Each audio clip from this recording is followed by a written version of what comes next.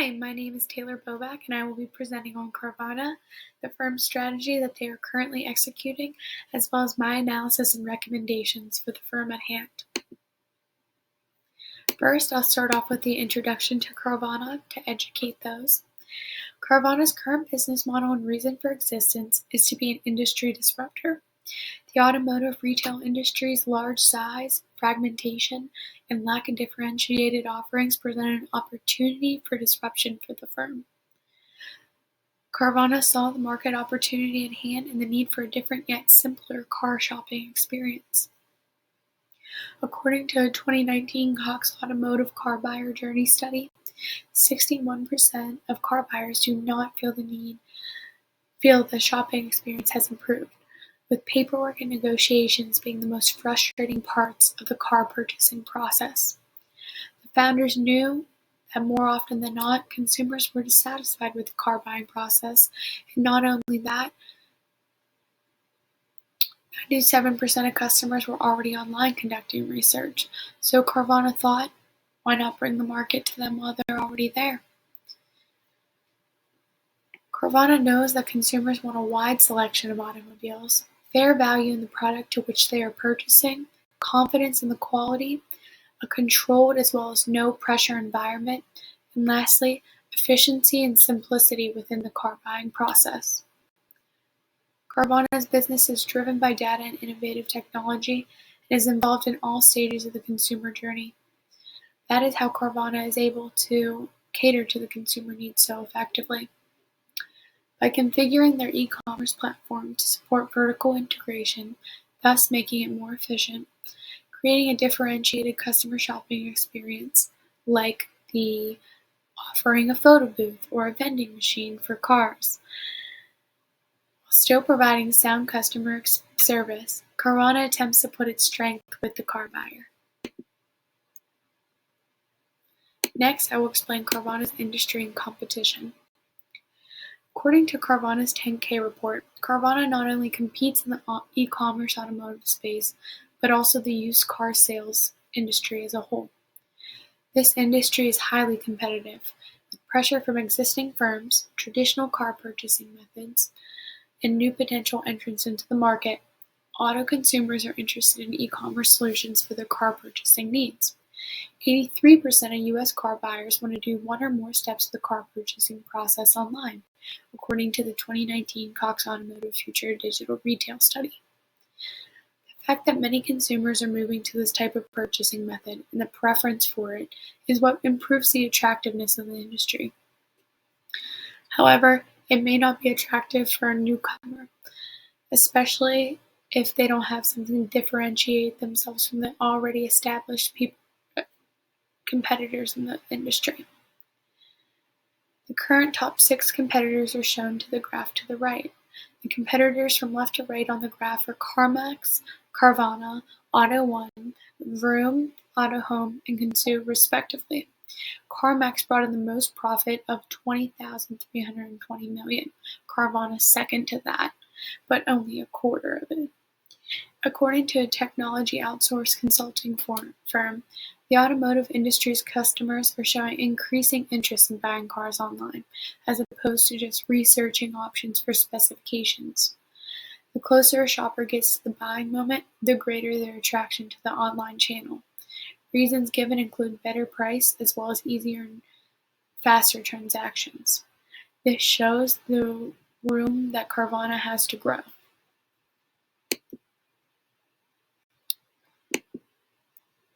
Next, Carvana's strategy execution strengths. What does Carvana do well to be a top competitor in the industry? Carvana's e-commerce platform is a significant strength for the firm, especially in comparison to the 43,000 used car dealerships I mentioned prior. The e-commerce space allows the firm to save significant amounts of money. Rather than spending money on showrooms or salespeople, they utilize the data and technology to cut this out entirely, thus allowing the savings to be passed on to the consumers, which only further tailors the value to the consumers. They are coming online for value in the first place, and that's what they're getting with Carvana. Then, the current popularity of shopping online and post-pandemic transition has increased sales tremendously. At one point or another, sales were prohibited from being conducted in person. Carvana and other e-commerce platforms were able to survive despite this because of their business model. Carvana organizing for digital maturity in its infancy only puts the firm ahead in the e-commerce market. It will continue to flourish due to the knowledge and skills the firm has gained from setting up the digital technology and analytics. Their customer support and return policy is helpful for consumers that are skittish about the online car buying process. Carvana has a worry-free guarantee or a 100-day, 4,189 miles, or 7-day return policy, whichever comes first or is most convenient for the consumer. The logistics network may be one of the greatest strengths of Carvana. Their current market share in the logistics network is pictured on the right-hand side of the slide. The technology and infrastructure allow them to cost-efficiently deliver to the customers. They use proprietary algorithms to optimize the nationally pooled inventory of over 71,000 total website units, inspect and recondition the vehicles based on their 150-point inspection process, and operate their own logistics network to deliver cars directly to customers as soon as the next day. Customers in certain markets also have the option to pick up their vehicle at one of the patented vending machines, which touch on the unique experience I mentioned prior. This provides an exciting pickup experience for the customer while decreasing the variable costs and increasing the scalability and building brand awareness for the firm. The uniqueness of the firm, as mentioned before, the vending machines provide an attractive experience. At the vending machines, the customer deposits a Carvana-branded token into a coin slot. An automated platform selects the customer's car from the multi-story tower and delivers it to a garage bay where the customer is waiting with a trusted Carvana official or delivery advocate. Then the photo booth is intended to promote transparency to the customers, capturing a 360-degree exterior and interior virtual tour of each vehicle in the website inventory. The photo booths photograph the exterior of the vehicle while technicians annotate material defects based on visibility threshold categories that Carvana has established. They have instituted a unified cosmetic standard across all platforms to better ensure a consistent customer experience, all while bettering the value of the car that one purchases with Carvana as well. Next, I will talk about what Carvana strategy execution weaknesses. First, the organizational structure weaknesses of the firm. The weaknesses of the organizational structure that the firm depends on distributions from the group to pay the firm's taxes and expenses. The firm's tax receivable agreement and the firm's status as a controlled company. Carvana believes that their organizational structure is becoming more complex, especially for their plans of growth and as they continue to grow. Conflicts of interest could arise due to their structure. They even noted this in their 10-K report multiple times. Next, it's spending, debt, and capital infrastructure.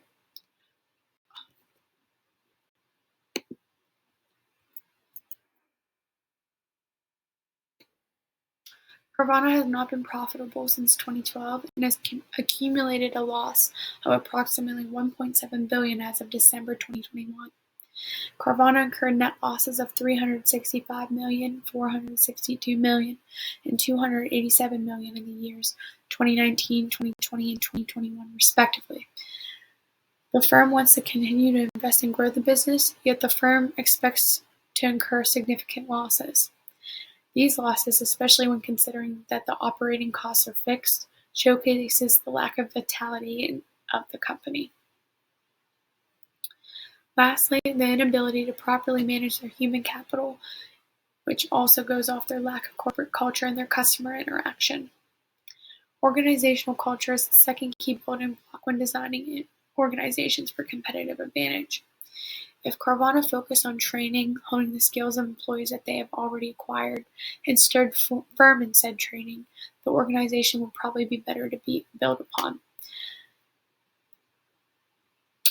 Lack of set processes, differences throughout management, miscommunication, and ever-changing environment hurts Carvana because of their inability to set and hold business norms. Lastly, although customer service is sound, providing 14 hours per day, 7 days per week nationwide, the lack of interaction with an actual human during certain points of the car buying process hurts the firm and the e-commerce industry as a whole. This customer service point is after-the-fact care. One of the top perks of in-person car sales was that consumers gained personal advice from the experience. So, as I will touch upon later, if they want to improve upon this, they need to do a better job of making this a hybrid interaction. Next, the SWOT analysis. As we previously mentioned, the strengths are their low-cost optimization, their financial model, their logistics network, their e-commerce platform, and the popularity of the e-commerce market. Their weaknesses are their human capital, limited marketability, and their customer interaction or lack thereof. The threats are the serious competition in the market, other competitors such as online automotive sites, providers of offline membership-based car buying services such as Costco Auto Program, said vehicle dealers or marketplaces with business, the Vroom and other Shift Fair, and CarMax as mentioned before, and then automobile manufacturers such as Ford, General Motors, Hyundai, and Volkswagen, and then Tesla that markets directly to consumers. Ride-sharing apps for the newer generation causing a decrease in car purchasing, and the economy as a whole, the pandemic has caused a drop in sales and car purchases. They tended to be more online. However, the supply chain issues caused an increase in car costs and an inability to get more product. Next, the opportunities we will touch upon in my next slide for Carvana's strategic recommendation. The strategic recommendations. A sound strategy must start with an understanding of the industry in which the firm operates and what the competitive challenges are. The firm must then formulate an effective strategy and guiding policy in response to said challenges. Carvana's mission statement also hints at their weak company culture, which significantly reduces the firm's ability to effectively pursue their strategic goals. Data alone is not sufficient to obtain competitive advantage. Carvana must start implementing ways to utilize their employees as assets, supporting the technology and data at hand, not coming second to. This can be done by changing the nature of the employees' jobs. Most jobs at Carvana, besides the people that work on the cars for the firm, are customer service oriented. This is tedious and surface level work. No one feels empowered to deliver premium customer service for an environment similar to a call center. Improving upon employee relations will only help improve sales, especially considering repeat customers are essential to Carvana's business and future growth. Once the firm masters this, they can then enter more market segments, which will also help increase sales and market share. There is much room for expansion between an increase of vending machines to the inspection hubs. One of their current strengths is their logistics networks. Ford aids in improving their customer experience by keeping their vehicle costs down, while also controlling delivering times. Carvana needs to further exploit this strength of theirs by increasing their market segments, which can only increase market share. Their current ability to purchase cars quickly and easily caters more to middle to upper class individuals, people who are able to educate themselves and make themselves well informed of the car buying process for options, and or comfortably can quickly purchase a vehicle in little as 10 minutes. If they would like to capture more market share, tailoring their business capabilities to meet the needs of middle to somewhat lower income consumers can aid their business tremendously. Increasing sales should help any firm in turning revenue. However, Carvana seriously has to focus on less spending in order to aid in turning a profit. The firm has accrued significant net loss with the vitality of the automotive market due to the many influences, especially the pandemic. Carvana must heed these recommendations in order to better its standing in the e-commerce vehicle market and strive for competitive advantage amongst competitors. Thank you for listening to my presentation, and I hope to answer any questions in the critique.